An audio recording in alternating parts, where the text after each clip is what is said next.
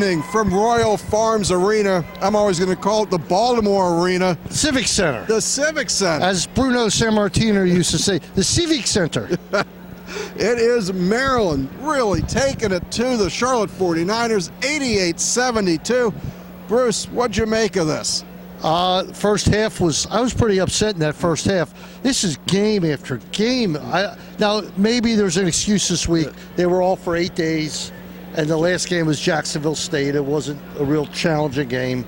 They were flat as a pancake. And this number 20, number 3, was it, like 28 points? Oh, yeah. He's averaging 19 points a game. He was great. John Davis, a 6'3 sophomore from Upper Marlboro. Yeah, he was really good tonight, but for a while there, it looked like Maryland never seen a zone defense before. They absolutely stalled out, went flat on the zone. They trailed 37-36 at the half. And that was a miracle. Oh, that Checo shot over his shoulder was a miracle, and the fact they sort of made a living at the free throw line there for a little bit. Well, look, Melo only had 4 at halftime.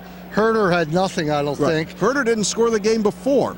I just don't know what happened, but then all of a sudden, was it 10 for 15 or 11 for 16 on trays? The Terps end up in the second half right there. It's 10 for 16 and 11 for 25 overall. But the difference out of the gate in the second half, Kevin Herder suddenly looks like everything was advertised. He scores 2 buckets in 6 or 8 seconds, has 10 points in the first 10 minutes. Listen, we've been all over Jared Nickens' case this year.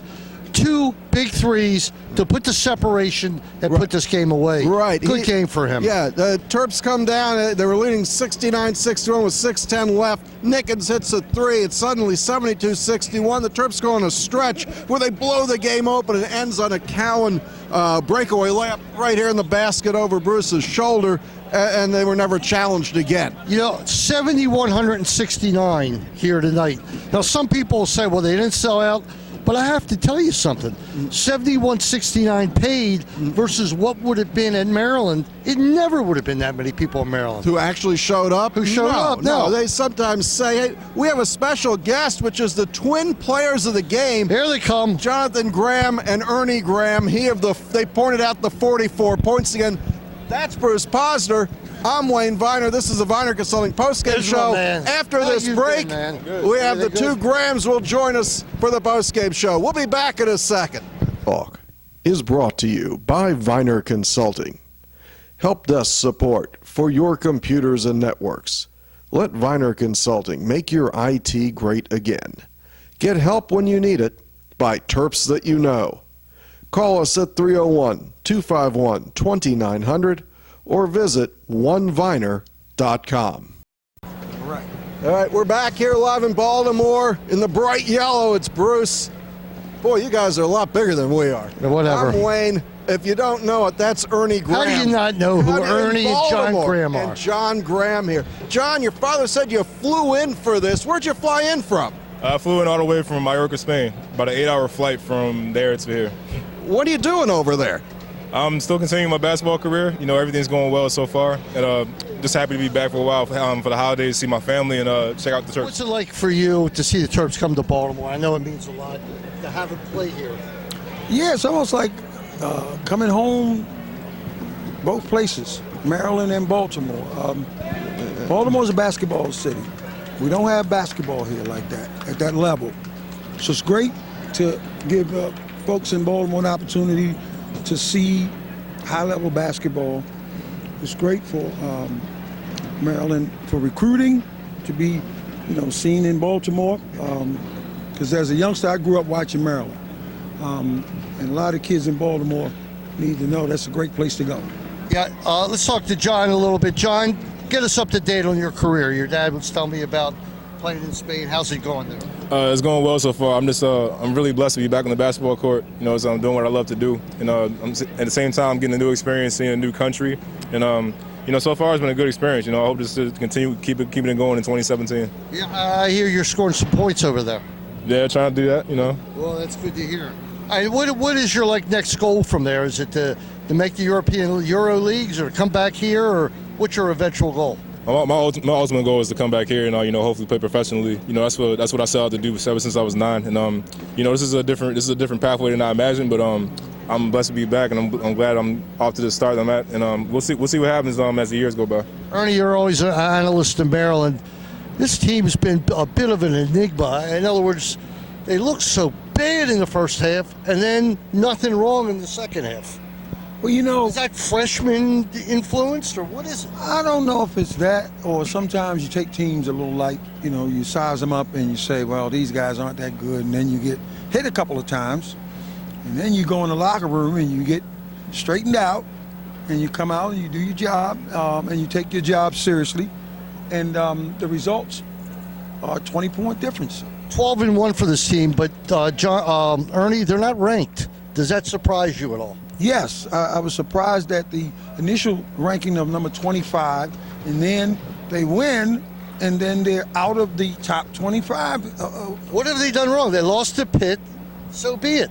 You know, but they beat Georgetown. Of course, then Georgetown goes straight downhill. But they've beat everybody they played, and yet they can't even get a sniff of the top 25.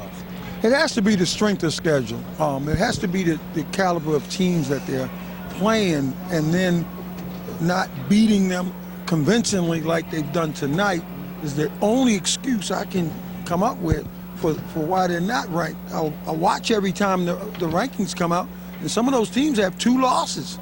Yeah, I just doing great. John, what do you make of the development of Checo? He's a guy that didn't look that skilled. Now he's running up and down the floor like a gazelle. Did you see that early on with him? You know, we knew what kind of potential he had when he first came in as a freshman. You know, he needed time. You know, a lot of freshmen, you know, they need time to develop, and you see it this year. I think he's playing absolutely terrific basketball. You know, he's running up and down the floor really well. He's scoring around the basket. He's rebounding. He's defending. That's a big jump that I see. He's a much better defender than I remember. Ernie, I'm sure you taught him everything you know, but is this what you really see when they talk about Maryland developing big guys? Is this what you see as the byproduct, is development of somebody like a Checo? I mean, you guys see it firsthand. You know, you guys remember Alex Lynn and how he came along and developed, and we see what he's doing right now in Phoenix. You know, he's doing a great job there. And again, we see what Checo's doing. So, you know, these guys are skilled. They just need the time, to develop and come into their own game.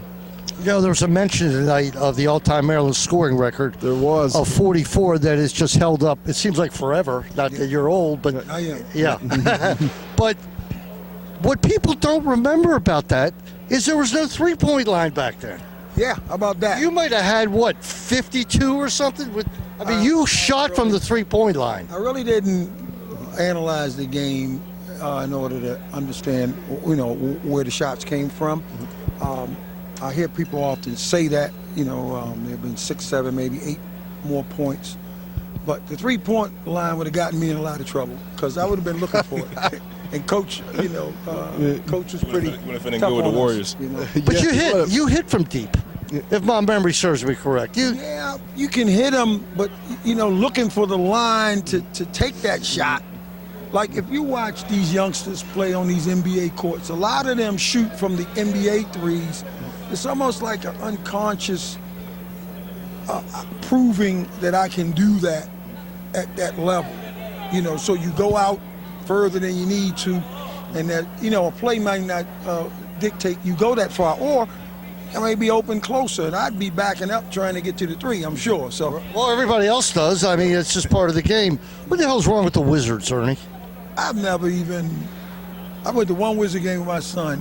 I don't even go watch the Wizard teams. If we're talking about the Wizards, we must be out of material. No, it's not that. I like to get his opinion because he is an ex-pro. I mean, It just seems like as great as John Wall is, it just doesn't seem to be working on that team. And John Wall's phenomenal. But I think he needs more help, is my opinion. You got to have great talent around him.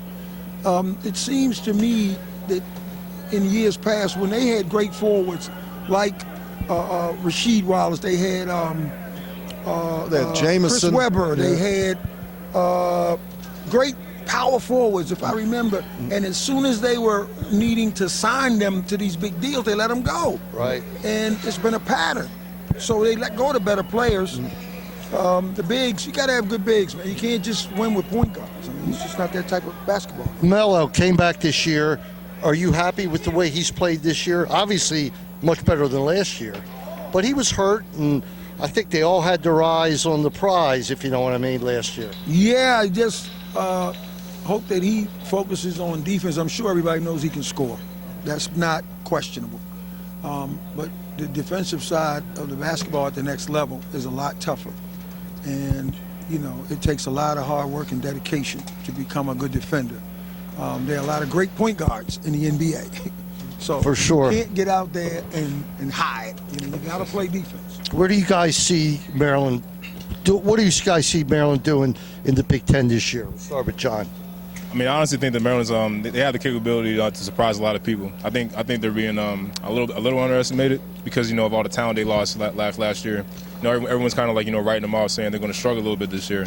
I personally think, you know, you can call me biased or anything, but I feel like they're going to like surprise a lot of teams, and they're going to be very competitive this year in Big Ten. Ernie, they play as a unit defense.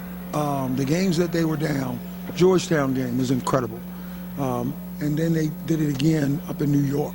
You know, they seem to get down and then they turn into a totally different unit on the defensive end. And so uncharacteristic of a lot of the teams in recent years, this team defends as a unit a lot better than some of those teams. They had more talent offensively than they do on this team. Where do you see the rebounding coming from? Because you look at some of these teams like a Purdue, they're huge. Do you think Maryland can rebound with these guys?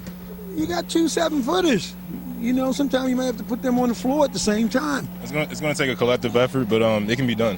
You know, teams in the past, you know, have gotten it done with smaller players. Like, I can remember our game against Purdue with A.J. Hammons and Isaac Haas, and DeMonte Yancheko both got in foul trouble, and you know, we still found a way to win the game. You know, so defense and rebound is a collective effort, and I feel like that can be done with this team. They have plenty of guys on the bench. They have plenty of size on the bench. So there's no reason not to be able to contest big guys and teams with bigs. That does us 88-72, Wayne. 88-72. We play Illinois coming up on Tuesday night. Right now they're 9-3. They play BYU tomorrow night, and we have a special doubleheader show Saturday morning. Bruce, tell them what they've won. Sports Maven at 9 o'clock, and 10 o'clock we'll have TerpTalk. Special edition. We're preempted by the Towson game tomorrow. So 2 hours of you, Wayne, and myself. Right. I don't know if you could deal with that. And then I'm going to be so happy. I'm going to fly off to Detroit and celebrate there. The big football game. Hey, Maryland plays BC on Monday afternoon, and then we'll be back in College Park on Tuesday. Well, it's always great to see Ernie and John. All right, 2 of my favorite players of all time with Maryland. Thank you. And John, I continue to wish you the best of luck. Thank you and I very know much. if it has to do with work ethic and being prepared, you will be a success. Stay with it. Thank you. I appreciate it. All right, guys. Sign off, Wayne. Good evening from Royal Farms Arena, where Maryland takes down the Charlotte 49ers 88-72. All right.